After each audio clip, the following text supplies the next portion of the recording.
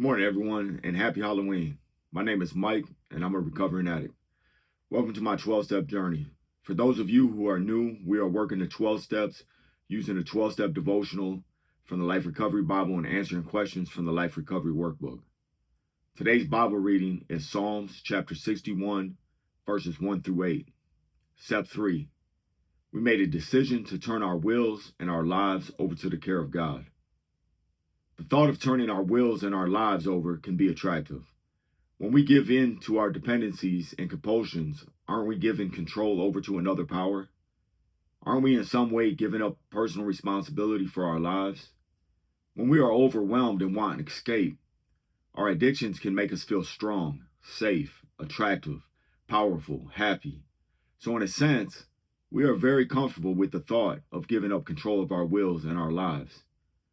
We can take steps to change our focus and turn our lives over to the care of God instead of reverting to hiding places of the past. The Apostle Paul touched on this when he said, "Don't be drunk with wine, because that will ruin your life. Instead, be filled with the Holy Spirit." Ephesians chapter 5, verse 18. When we are overwhelmed and in need of some kind of escape, we have a new place to turn. King David declared, "The Lord is a shelter for the oppressed, a refuge in times of trouble. Those who know your name trust in you. For you, O Lord, do not abandon those who search for you."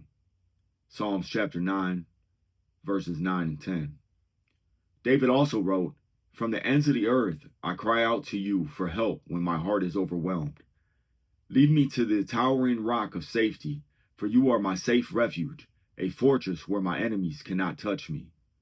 Psalm chapter 61, verses 2 and 3. Questions.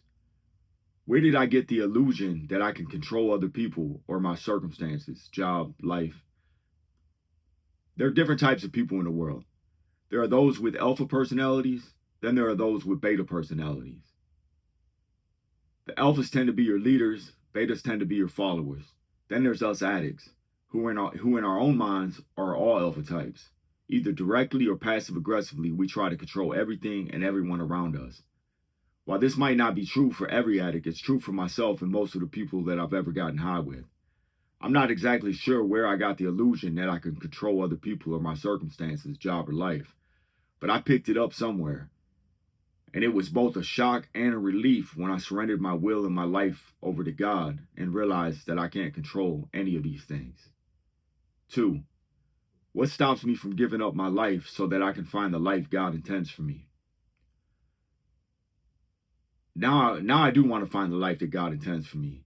I think I'm headed down that path. To be honest, in the past, I'm really not sure what stopped me from giving up that life.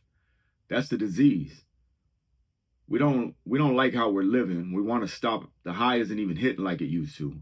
We can see how it's destroying our lives, hurting ourselves and our loved ones, getting worse and worse with each relapse. For a lot of us, it sends us back and forth to prison. We live like savages, yet we refuse to admit that we are powerless and give up control to God. It's insane. I don't know one drug addict who's been using for a significant amount of time, depending on the substance or substances, who truly inside feels that they're in control of anything. Likewise, I don't know one addict who enjoys that lifestyle. Who would ever think that by giving up control, by surrendering our wills and our lives over to the care of God, that we would begin to gain control of our lives and our destinies? It's a paradox, but nonetheless it works. As they say in NA, keep coming back. It works if you work it. Thank you for joining me on my recovery journey.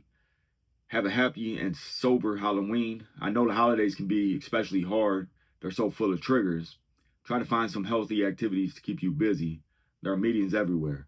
Stay safe, stay sober. Please help me reach as many people as possible by liking this video and hitting that subscribe button. Until next time, remember, we do this one day at a time, just for today.